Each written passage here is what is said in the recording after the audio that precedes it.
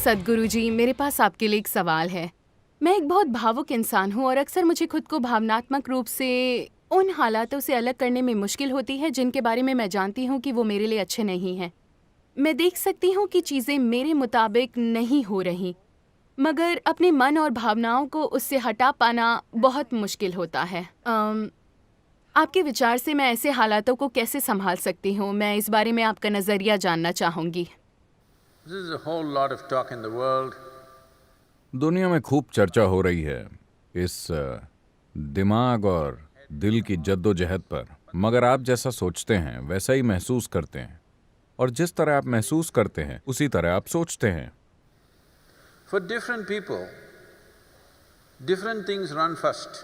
अलग अलग लोगों के लिए अलग अलग चीजें पहले आती हैं। आज शिक्षा की प्रकृति के कारण अधिकांश लोगों के लिए उनके विचार उनकी भावनाओं से पहले आते हैं, मगर फिर भी ऐसे लोगों की काफी तादाद है जिनकी भावनाएं उनके विचारों से आगे चलती हैं।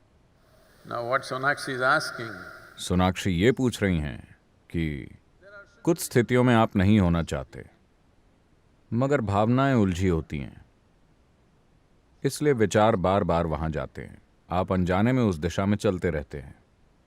आपको ये समझना होगा कि विचार फुर्तीले होते हैं। आज मेरे विचार कहते हैं कि ये सबसे अच्छी इंसान है। कल अगर वो कुछ ऐसा करती है जो मुझे नहीं पसंद, तो तुरंत मेरे विचार कहेंगे कि वो अच्छी नहीं है। लेकिन अगर मेरी भावनाएं इस अच्छे इंसान के साथ जुड़ गई हैं, भावनाएं उतनी फुर्तीली नहीं होती, वो इतनी जल्दी नहीं पलट सकती, वो थोड़ी रसीली होती हैं, उन्हें समय लगता है। इस बीच आप परेशान होते हैं क्योंकि विचार कहते हैं कि ये ठीक नहीं है, मगर भावनाएं अभी भी उलझी होती हैं।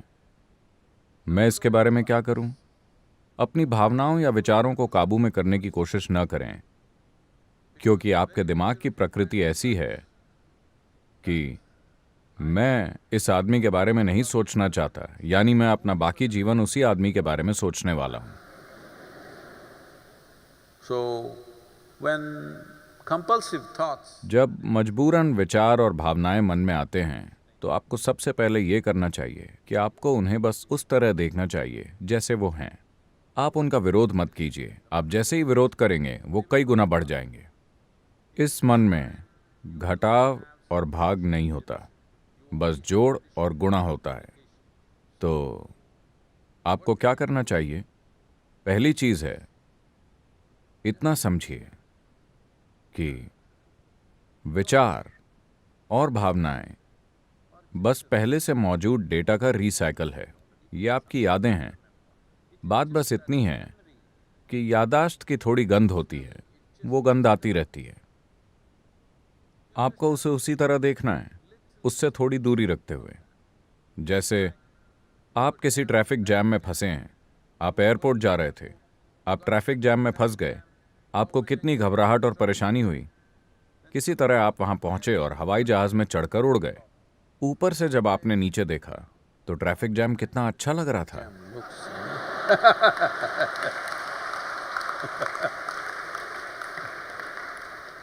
सिर्फ इसलिए क्योंकि थोड़ी दूरी है। वही ट्रैफिक जैम, मगर एक दूरी होने के कारण अचानक सारी परेशानी खत्म हो गई।